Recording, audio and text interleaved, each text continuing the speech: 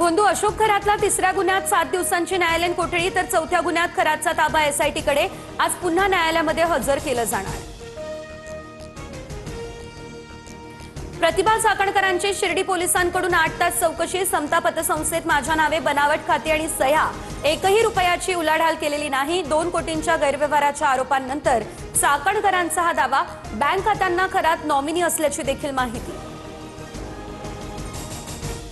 भोंदू खरातच्या प्रकरणात ईडीकडून नाशिक, शिर्डी आणि पुण्यात 11 ठिकाणी छापे। ईडीने खरातची 2,50,00,000ची बँकेतली रक्कम गोठवली।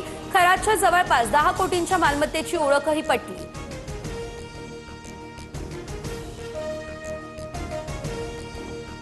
उपमुख्यमंत्री एकनाथ शिंदे यांनी घेतली विजय शिवतारेंची भेट। शिवतारेंवर किडनी प्रत्यारोपणाची शस्त्रक्रिया यशस्वी। शिंदेंकडून शिवतारेंच्या तब्येतीची विचारपूस करण्यात आली।